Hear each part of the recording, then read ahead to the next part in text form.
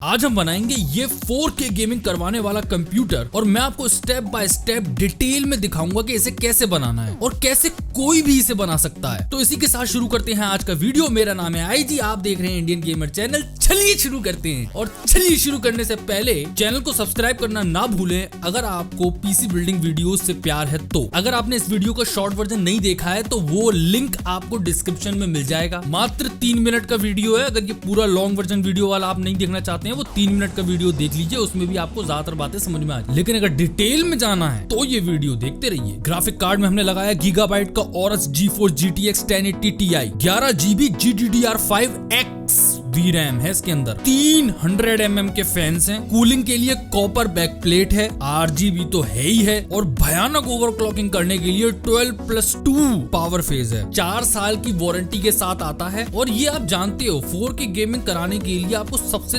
ताकतवर graphic card चाहिए जो कि है GTX 1080 Ti।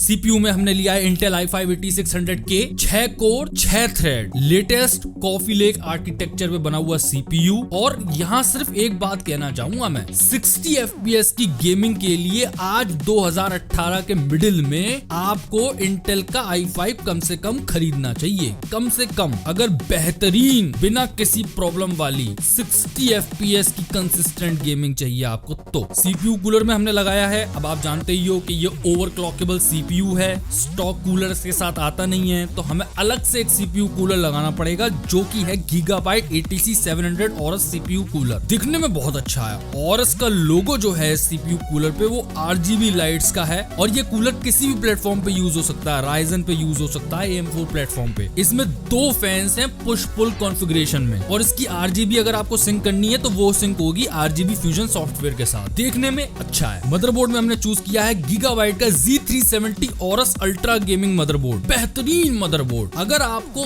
Overclockable 8th Gen Intel processors चलाने हैं तो उसके लिए आपको Z370 चिपसेट वाला मदरबोर्ड चाहिए होगा। और ये फीचर रिच मदरबोर्ड है। इसमें USB 3.1 Gen 2 और Type-C बैक पैनल पे हैं और मदरबोर्ड पे आपको हेडर मिल जाते हैं USB 3.1 Type-C के। पूरा RGB मदरबोर्ड है, मतलब PCI सॉकेट तक RGB है इसमें। और ऑब्वियसली ये सारी RGB भी RGB फ्यूजन सॉफ्टवेयर से कंट्रोल होती हैं। रैम में हमने लगाई है HyperX Predator Black 16 GB की किट, डुअल चैनल किट है जो कि चलती है 3600 मेगाहर्ट्ज पे। लेकिन लिंक्स में मैंने 3200 मेगाहर्ट्ज की रैम्स के लिंक दिए हैं क्योंकि ये HyperX मुझे कहीं मिल नहीं रही फिलहाल। और अगर मुझे मिल जाएगी फ्यूचर में तो मैं वो भी डिस्क्रिप्शन में चिपका दूंगा, तो डिस्क्रिप्शन जरूर चेक कर लीजिएगा एक बार। हार्ड डिस्क में हमने लगाई है Seagate Barracuda 2TB hard drive, 7200 RPM पे चलने वाली। लेकिन हमने अपनी प्यारी WD Blue क्यों नहीं चूज करी जो कि हम पौराणिक कालों से यूज करते हुए आ रहे हैं। सिर्फ और सिर्फ एक रीजन है, 2TB में 7200 RPM पे चलने वाली WD Blue नहीं आती। SSD में हमने लगाई है Kingston KC1000 NVMe SSD, M.2 form factor में आती है, 240 GB की है। ये भी मुझे सही कॉस्ट पे मिली नहीं इंटरनेट पे, तो आप एक काम कर सकते हो, आप इसमें लगा सकते हो Samsung की 960 EVO, वो भी M.2 फॉर्म फैक्टर में आती है, उसका भी लिंक आपको डिस्क्रिप्शन में मिलेगा। और जरूरी थोड़े ना है कि M.2 ही लगाओ, आप SATA SSD भी लगा सकते हो जैसे कि Kingston UV400 या फिर Samsung की बिल्कुल नई आई है 860 EVO। PSU में लगाया है Gigabyte की G750H पावर सप्लाई जो 750 वॉट्स की पावर आउटपुट देती है और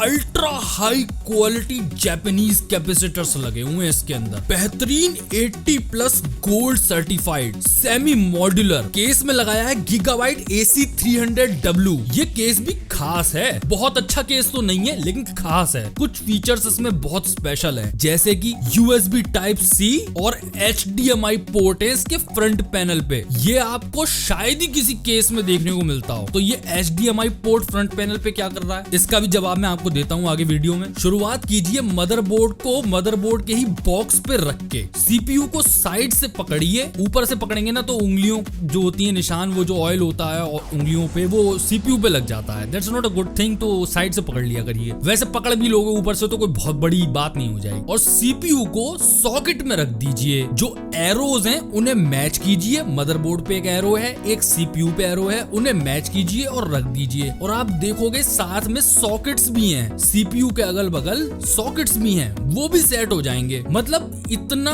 फुल प्रूफ तरीका है कि सीपीयू तो आप गलत रख ही नहीं सकते अगर चाहो भी तो। तीन निशानियां हैं सीपीयू को सही से रखने के लिए सॉकेट, और पता नहीं क्यों लोग इस पे सबसे ज्यादा डरते हैं। अब लिड को क्लोज कर दीजिए। ये जो क्लिप है ना जिसे आप क्लोज कर रहे हो, ये स्प्रिंग टाइप की है, इसलिए इस पे थोड़ी ज्यादा ताकत लगती है। और आप उम्मीद नहीं करोगे, आपको लगेगा कि कुछ गलत हो रहा है, मैं ज्यादा ताकत लगा रहा हूँ, लेकिन यहाँ ज्यादा ताकत लगानी पड़ती है। और जब आप क्लिप को लगा दोगे ना, तो जो सॉकेट कवर है ना वो निकल जाएगा। ये सॉकेट कवर है ना, ये आप संभाल के रख लो मदरबोर्ड के डब्बे में ही, क्योंकि अगर मदरबोर्ड कभी सर्विस के लिए भेजना पड़ा वापस कंपनी, तो आपको सॉकेट कवर लगा के ही भेजना पड़ेगा। ठीक है, इसे तो संभाल के रख लो आप। सीपीयू कूलर इंस्टॉल करने से पहले आपको थर्मल पेस्ट लगाना होगा, क्योंकि स्टॉक कूलर पे तो लगा हुआ आता है थर्मल पेस्ट, लेकिन जब आप थर्ड पार्टी सीपीयू कूलर खरीदते हो तो थर्मल पेस्ट आपको लगाना पड़ता है। ये आपको आपके सीपीयू कूलर के साथ मिल जाता है एक सिरिंज की फॉर्म में। अब मैं थोड़ा सा थर्मल पेस्ट इस सीपीयू पर लगाऊंगा, और जैसा कि आप देख रहे हो थोड़ा सा नहीं लगाया मैंने, बहुत सारा लगा दिया, क्योंकि जितनी जरूरत थी उससे तिगुना लगा दिया है। तो आप पूछोगे आई जी कितना लगाना होता है? करीबन एक चावल के दाने के बराबर, या एग्जैक्ट साइज अगर आपको चाहिए हो, कि आप कंफ्यूज हो रहे हो कि बासमती चावल के टूटा हुआ चावल कौन सा साइज, तो करीबन 1 सेंटीमीटर लंबी आप थर्मल पेस्ट लगा दो। वो भी ज्यादा ही होगा, कम नहीं होगा। मैंने तो यहाँ पे तिगुना लगा दिया है। अब आप कह रहे होगे आई जी तो तुमने तिगुना क्यों लगा दिया, जब पता था दुगुना लगा लेते कम से कम गलती से। आओ आप कर लो, बिल्ड आप बना लो, कैमरा भी आप संभाल लो गर्मी में, और बिल्ड बना लो, और थर्मल पेस्ट भी लगा लो एक हाथ से। तो जैसा बता रहा हूँ वैसा करो, जैसा किया है मैंने वैसा मत करो जैसा देख रहे हो आप। 1 सेंटीमीटर लंबी या एक चावल के दाने के बराबर थर्मल पेस्ट लगेगा, मोर देन इनफ है। अब इंस्टॉल करते हैं सीपीयू कूलर। अब ये तो आपको पता है कि इंटेल का स्टॉक कूलर लगाना बहुत ही इजी है, सीपीयू बहुत ही इजी। ये उतना इजी नहीं है, थोड़ा सा लेंथी प्रोसेस है। और यहाँ एक सीपीयू कूलर की एक प्रॉब्लम है जो मैं आपके साथ शेयर करना चाहूंगा, वो ये है कि इसका इंस्टॉलेशन थोड़ा सा लेंथी है, मुश्किल नहीं कहूंगा, थोड़ा सा लेंथी है। और वो मैनुअल में भी दे नहीं रखा है, क्योंकि इस सीपीयू कूलर को मदरबोर्ड पे इंस्टॉल करने के लिए आप सीपीयू कूलर के जो फैंस हैं उन्हें अनइंस्टॉल करना पड़ेगा। उन्हें अनइंस्टॉल करना तो बड़ा इजी है, ऊपर का आप सॉकेट निकालो, फिर ये क्लिप्स निकालो फैंस की, तो फैन निकल आते हैं, कोई बहुत बड़ी बात नहीं है। उसके बाद आपको इंस्टॉलेशन शुरू करनी पड़ेगी, क्योंकि अब इतनी जगह हो जाएगी यहाँ पे कि आप बोर्ड घुमा सकते हो। बिना सीपीयू कूलर के फैंस निकाले हुए कोशिश करोगे तो मुश्किल हो जाएगा आपके लिए कर। लेकिन इसके अलावा इंस्टॉलेशन बहुत इजी है। आपको मैनुअल में स्टेप बाय स्टेप दे रखा है कि कौन से पार्ट्स कहाँ लगाने हैं सीपीयू कूलर को इंस्टॉल करने के लिए। अगर आपने कभी नहीं लगाया है सीपीयू कूलर तो भी बहुत इजी है। एक प्लेट मदरबोर्ड पे लगती है, एक सीपीयू कूलर पे लगती है, और फिर बाकी बोल्टों से आप बस कस देते हो, दैट्स इट। इससे ज्यादा कुछ नहीं है। लेकिन कौन सा बोल्ट यूज होता है, कौन सा पार्ट कहाँ जाता है, बहुत क्लियरली मैनुअल में दे रखा है, बहुत क्लियरली। इसके बाद आप रैम इंस्टॉल कर लो, जो कि सबसे इजी कामों में होता है, पीसी बिल्डिंग के सबसे इजी कामों में। लॉक्स खोल लीजिए आप ये दोनों साइड पे, और क्योंकि ये रैम हमें डुअल चैनल में लगानी है, तो इसलिए हमें डिफरेंट चैनल पे एक रैम लगानी होगी। इसलिए हम सॉकेट नंबर 1 और सॉकेट नंबर 3 पे रैम लगाएंगे। अगर आपने सॉकेट नंबर 1 और सॉकेट नंबर 2 पे लगा दिया तो भी गड़बड़ कुछ नहीं होगी, सिर्फ ये पड़ेगा फर्क कि आपने एक ही चैनल पे 2 रैम लगा रखी हैं। ऐसा क्यों करोगे आप? डिफरेंट चैनल पे लगाओ ना। जब डुअल चैनल है सब कुछ, पूरा सिस्टम आपका, तो दोनों चैनलों का इस्तेमाल करो। तो एक सॉकेट नंबर 1 पे रैम लगाएंगे, एक सॉकेट नंबर 3 पे लगाएंगे। रैम पे एक ग्रुप बना होगा, वो सॉकेट पे बने ग्रुप से मैच करो आप, और अब आप तरीके से सॉकेट पे रख के उसे दबा दो। थोड़ी सी यहाँ पर भी ज्यादा ताकत लगती है, और घबराओ मत आप, मतलब ताकत इतनी मत दिखाओ आपके मदरबोर्ड बीच में से चटक जाए, लेकिन हाँ थोड़ी सी ज्यादा ताकत लगती है। क्योंकि रैम इंस्टॉलेशन में भी मैंने ये नोटिस किया है कि थोड़ा सा लोग ज्यादा डरे हुए होते हैं, क्योंकि यहाँ ताकत लगती है, उन्हें लगता है कि कुछ गलत हो रहा है, यहाँ ताकत लगानी नहीं है। लेकिन रैम इंस्टॉलेशन में थोड़ी ताकत लगानी पड़ती है। लेकिन जब मैं ये कहता हूँ ना कि ताकत लगानी पड़ती है, तो ऐसा मत करना आपके उसके ऊपर खड़े हो जाओ आप मदरबोर्ड के, और मतलब सारी अपनी जो बॉडी बिल्डिंग है आप मदरबोर्ड पे ही निकाल दो। तरीके से सॉकेट में रख के पहले एक तरफ से अंगूठे से दबाया, फिर दूसरी तरफ अंगूठे से दबाया, बहुत प्यार से इंस्टॉल हो जाएगी। और जो लॉक्स है ना वो अपने आप बंद हो जाएंगे जैसे ही आप रैम को दबाओगे। अब जो सीपीयू कूलर का फैन है ना, उसे भी तो कनेक्ट करना है, वो कहां से पावर लेगा? तो सीपीयू कूलर का जो फैन है ना, का वायर जो निकल रहा है उसको जहां मदरबोर्ड पे CPU लिखा हुआ है, जो कि मैं आपको वीडियो भी दिखा रहा हूँ, वहां पे आप क्लिप वो लगा दो सॉकेट पे, इजीली चली जाती है बहुत। एक और बात मैं पता है यहाँ पे एक बताता हुआ चलूं जो कि कॉमन रहेगी आगे भी, जब आप महंगे कंपोनेंट्स खरीदते हो ना तो उनके सॉकेट्स भी बड़े प्यारे काम करते हैं बजाय सस्ते कंपोनेंट्स के। ताकत लगाने में और निकालने में कम लगती है। तो यहाँ जितने भी सॉकेट्स हैं बड़े ही स्मूथली काम कर रहे हैं। अब रुक जाओ आप, आधा कंप्यूटर तो आपका बन ही चुका है, बल्कि पूरा ही बन चुका है। अगर इसमें भी कोई दिक्कत होगी तो वो हमें पता चल जाएगी। क्यों? क्योंकि अब हम करेंगे post power on self test. ये बताएगा हमें कि कंप्यूटर जितना भी हमने बना लिया है ये सही बना लिया है या फिर कुछ कमी रह गई है, कोई रैम ढीली रह गई है या कुछ और। अब पोस्ट कैसे होगी? कुछ नहीं करना आपको बस पावर पहुंचानी है इस मदरबोर्ड में। उसके लिए आप अपनी गीगाबाइट ऑरस की पावर सप्लाई लो, उसमें से CPU वाला 4 पिन पावर कनेक्टर लो। अगर आपको ये नहीं समझ में आता ना कि 4 पिन पावर कनेक्टर कौन सा है CPU वाला, सब मैनुअल में दे रखा होता है। बाय द वे उसकी शेप और साइज जो है वो वीडियो में आप देख लो। दूसरा आप लो 24 पिन पावर कनेक्टर जो आपके मदरबोर्ड में पावर पहुंचाएगा, और ये सबसे बड़ा पावर कनेक्टर होता है, अलग से ही चमक जाता है। इसे आप मदरबोर्ड के सॉकेट पे मैच करो और लगा दो, इजीली स्लाइड होता है, इजीली। क्योंकि वही वाली बात है, मैं कह रहा हूँ महंगे कंपोनेंट्स होते हैं तो उनके सॉकेट्स भी बहुत प्यारे काम करते हैं, लेकिन ये थोड़ा बड़ा सॉकेट है ना, तो हो सकता है थोड़ा सा आपको ज्यादा ताकत लगानी पड़े। अब मॉनिटर भी तो कनेक्ट कर लो, क्योंकि ये तो पोस्ट जो आप कर रहे हो वो मॉनिटर पे ही तो देखोगे। और कोई भी केबल ले लो आप, HDMI या HDMI ले लो। मैंने डिस्प्ले पोर्ट वाली केबल ली है, वो लगाई मदरबोर्ड में, एक लगी हुई है मॉनिटर में। और ये ध्यान रखना मॉनिटर ऑन कर लेना, मैं लिटरली बता रहा हूँ, मैं पहले भी कह चुका हूँ, भूल जाते हैं लोग। और जब मैं कह रहा हूँ ना पावर ऑन कर लेना मॉनिटर, तो ये भी दोबारा याद दिला दूं कि पावर सप्लाई भी जो है ना वो भी ऑन कर देना सॉकेट से बटन। लोग कहते हैं अरे चल नहीं रहा, कंफ्यूज हो जाते हैं, परेशान हो जाते हैं, क्योंकि मैं भी हो जाता हूँ। पता चलता है वो सॉकेट जो वॉल पे ही स्विच लगा हुआ था वो ऑन नहीं किया था मैंने। पावर सप्लाई का भी स्विच आप ऑन कर दो। जब अब सब कुछ ऑन हो चुका है ना, अब हम आगे प्रोसीड करेंगे। अब आप ये देखो, ये मदरबोर्ड है महंगा वाला, जैसे कि आप जानते ही। इसमें जैसे ही पावर आई इसकी लाइटें जगमगाने लगी, जैसे इसका पावर ऑन वाला स्विच है वो रेड जगमगा। सस्ते मदरबोर्ड होते हैं उन पे पता नहीं चल पाता कि इलेक्ट्रिसिटी आ गई है कि नहीं आ गई है, इसमें पता चल रहा है। अब कुछ नहीं करना, ये जो मदरबोर्ड पे बटन है इसको मैं ऑन कर दूंगा, दैट्स इट। और अगर आपने सब कुछ सही किया है, जो कि मोस्टली किया ही होता है, तो आप फौरन स्क्रीन पे देखोगे कि बायोस आ जाएगा।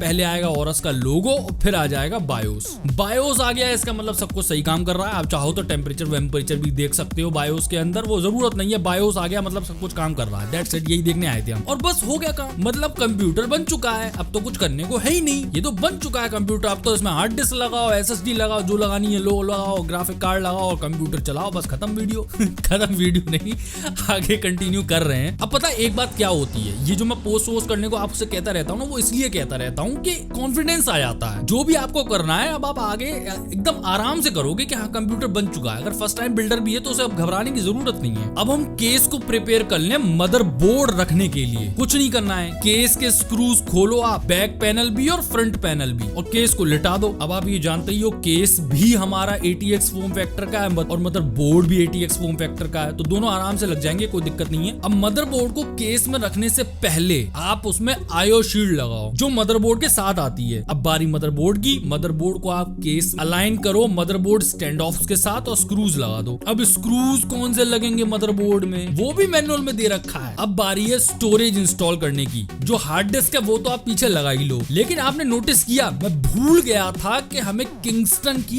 M.2 भी लगानी है। अरे भाई अपनी SSD तो रही गई, वो चाहो तो आप मदरबोर्ड को केस में इंस्टॉल करने से पहले लगा लो, चाहो तो केस में इंस्टॉल करने के बाद लगा लो। बहुत ही इजी इंस्टॉलेशन होती है, बहुत ही इजी इंस्टॉलेशन। वो स्क्रू आपको एक खोलना है M.2 सॉकेट के पास, अपनी M.2 SSD लगानी है सॉकेट में, उसको दबा देना है और स्क्रू को वापस कस देना है, दैट्स इट। ये भी रैम इंस्टॉल करने जैसा ही आसान काम। लेकिन हार्ड डिस्क लगाना, जो कि पौराणिक कालों से करते हुए आ रहे हैं सारे PC बिल्डर्स, वो थोड़ा सा आज भी थोड़ा सा लेंदी प्रोसेस है। मुश्किल नहीं, लेंदी प्रोसेस है। क्यों? क्योंकि आप हार्ड डिस्क लगाओगे, उसके साथ आपको सेटअप केबल भी लगानी पड़ेगी, उसके साथ आपको सेटअप पावर भी लगानी पड़ेगी PSU से। कैसे, वो मैं आपको दिखाता हूँ। जो हार्ड डिस्क है वो आप हार्ड डिस्क बे पे आप इंस्टॉल करो स्क्रूज के साथ, और फिर ये जो हार्ड डिस्क बे है इसको स्लाइड कर दो वापस। अब जो उसके पिछवाड़े हैं, जो सॉकेट्स आपको नजर आ रहे हैं, इस पे आप लगाओ सेटा पावर केबल और दूसरा आप लगाओ सेटा केबल। जो आपकी सेटा केबल है उसे आप ले जाओ और मदरबोर्ड के सेटा पोर्ट में लगा दो। लो जी, आपकी हार्ड डिस्क तो इंस्टॉल हो गई। अब जो पावर सप्लाई है जो आपने रखी हुई है केस के अंदर, उसमें भी स्क्रूज लगा दो। अब इंस्टॉल करते हैं ग्राफिक कार्ड। ग्राफिक कार्ड को इंस्टॉल करने के लिए आपको जो कंप्यूटर केस है अपना, उसके बैक पैनल पे